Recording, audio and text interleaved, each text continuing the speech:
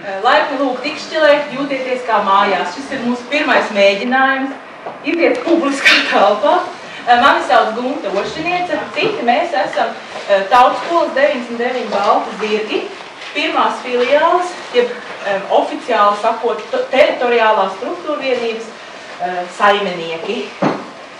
Mūsu skoliņa izveidojās pagājušā gada vasarā, 1. septembrī mēs sākām darbu. Ļoti ātri, domāts darīt, tā teikt. Un mūsu skola ir uz labiem nodomiem balstīta, tā ir izaugusi no mūsu pašu vēlmēm un mūsu pašu vajadzībām. Mēs liekam visi kopā savu varēšanu, gribēšanu, darīšanu, labos tikumus. Un var teikt, ka mūsu skola ir paša laikmeta atnesta, ka pats laiks mums ir grūdis, spiedis un licis darīt to, ko mēs darām. Un tas lieliskas sagadīšanās, jau augstāku spēku gribas dēļ, saradās gan bērni, gan vecāki, gan skolotāji, atradās telpas, un mēs varējām realizēt savus sapņus.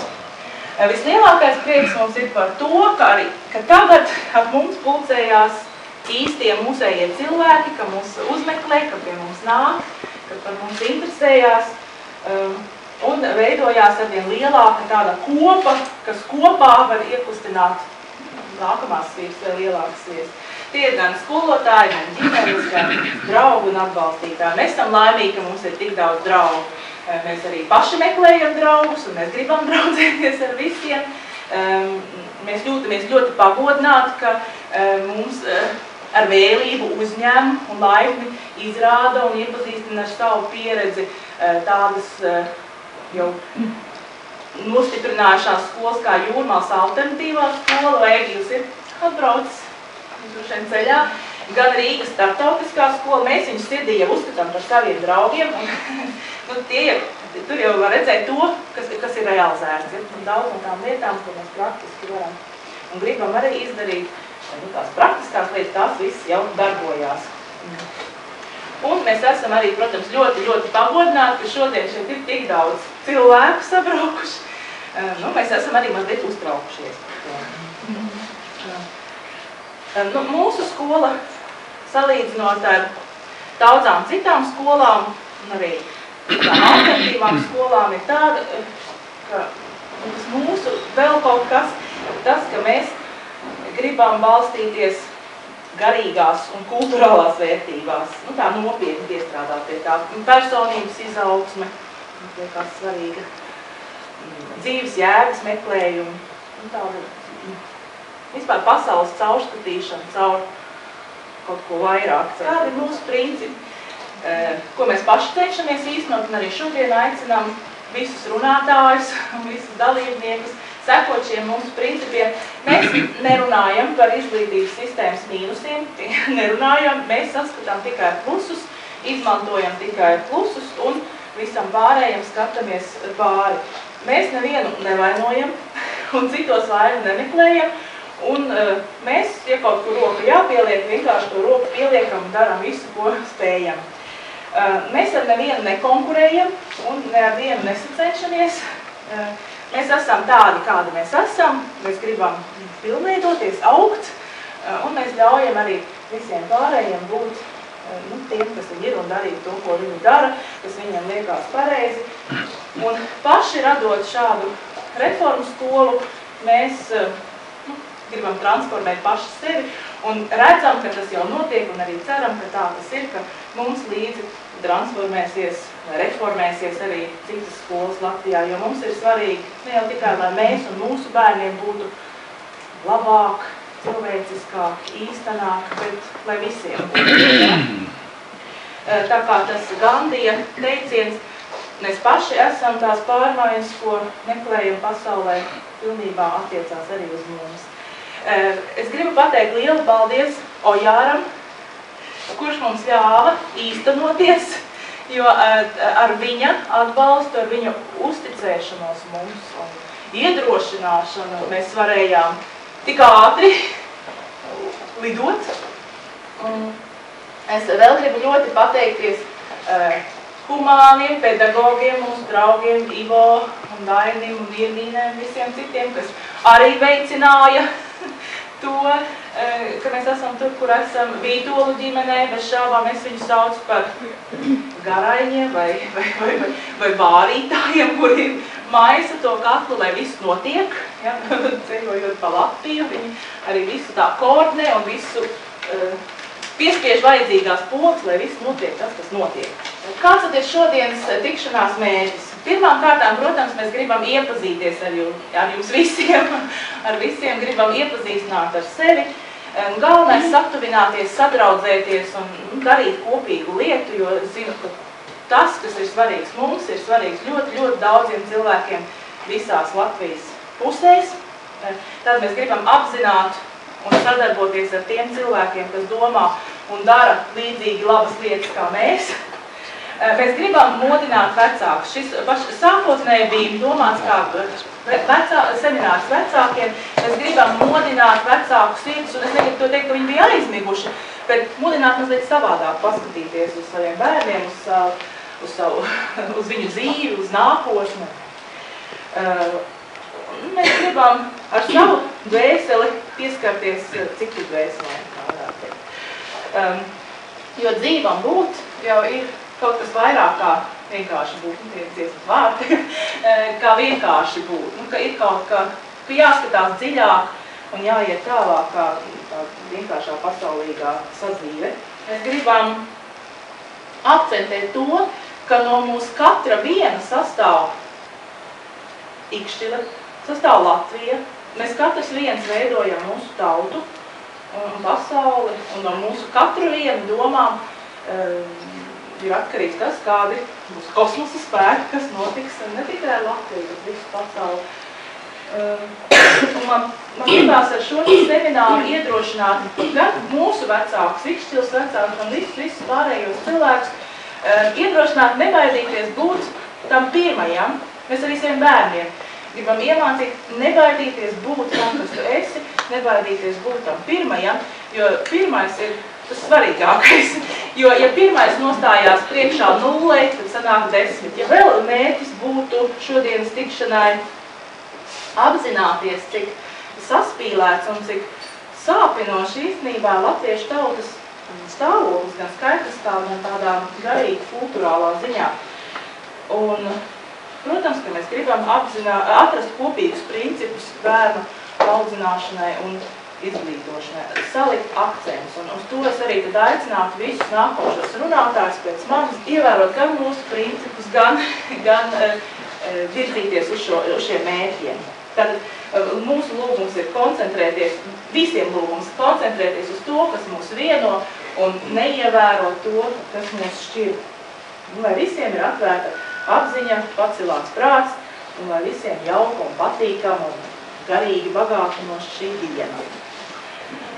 Un tad 2 mēs varētu aiziet uz skolu, apskatīties tās telpas, kur tā dzīvošana notiek. Ja mūsu skola ir skola, kurā notiek dzīve, mēs mācāmies caur dzīvi, tā mēs gribētu to darīt, mācīties, ka skola un dzīve jau ir nesaraujams lietas. Bērns uz dzīves skolu atnāk uz dvēseli, un es domāju, ka tur neviens arī neiebilst tam. Tāpēc, ka mums ir svarīgi, lai bērns, lai vecāki uzdrošinās un nebaidās gan sevī, gan bērnā atklāt viņu patieso es, lai cilvēks var būt piepildījumu, gandarījumu, īstenot savu dzīves uzdevumu.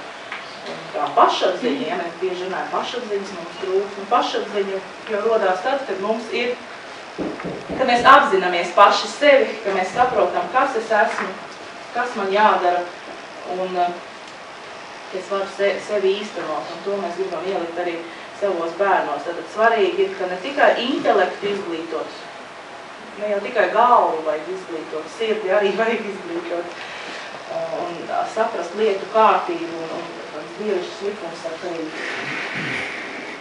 Izkopt sevī mīlestību. Kāpēc ir svarīgi, ka vecāki pulcējās un ka vecāku sirdis mostās, jo man liekas, ka par maz runājām par to, ka vecāki jau īstenībā ir tie pirmie skolotāji, gan tēvs, gan māte, un ka vecāki jau ir tas spēks, kas var virzīt, ka ģimene vispār ir spēks.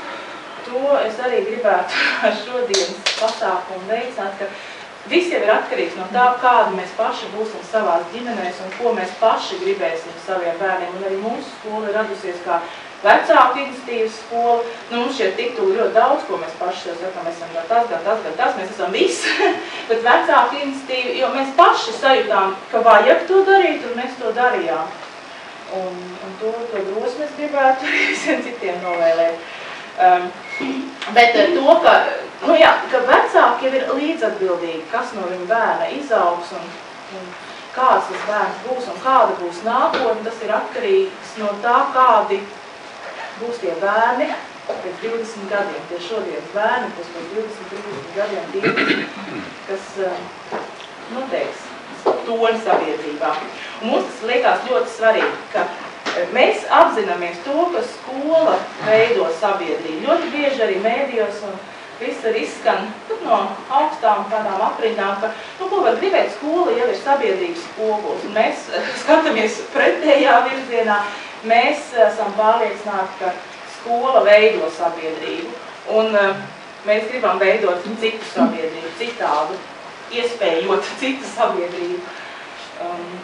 Protams, mums ir vajadzīgs atbalsts, jo viena skola vai pāris skolas, pāris tautas skolas jau, protams, ir laba lieta, tas ir tas biednieks visam priekšā, bet vajadzīgs liels spēks. Un ģimenei jārunā vairāk par to, ko var darīt ģimene, par ģimenes sūtību, par mātes sūtību.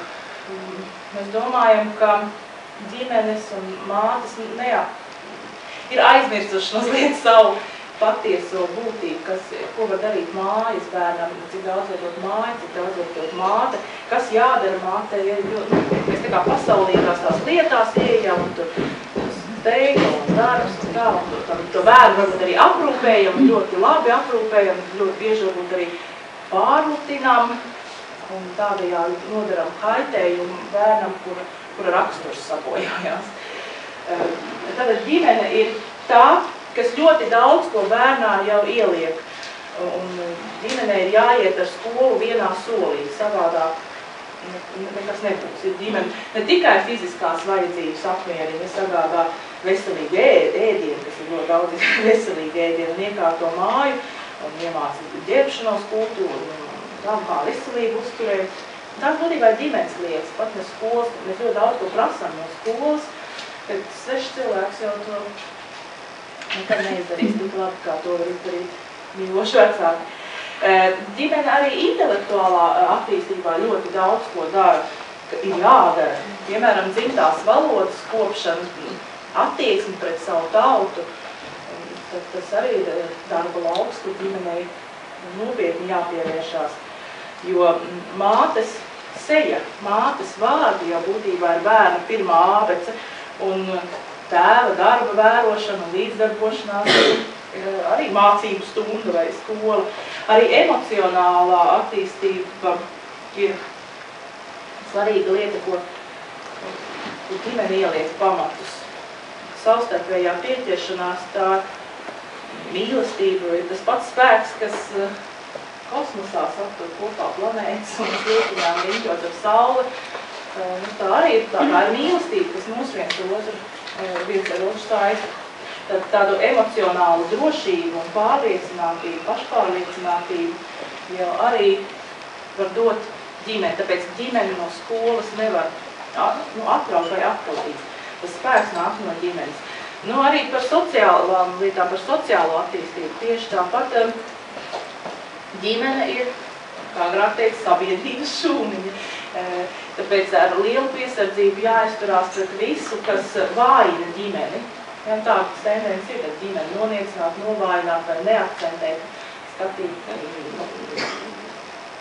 Un daudz lietas, kur ģimenei jāsaprot, ka ģimene ir tas spēks, ka mēs visi kopā esam tie, kam jādara. Tāpēc es aicinu nevis prasīt, vai kaut kur augšā kāds kaut ko izdara, beidzot un sāk kaut ko domāt, bet es aicinu visus pašiem domāt un darīt. Labi, paldies, ka uzklausījāt. Dodu vārdu Ojāram.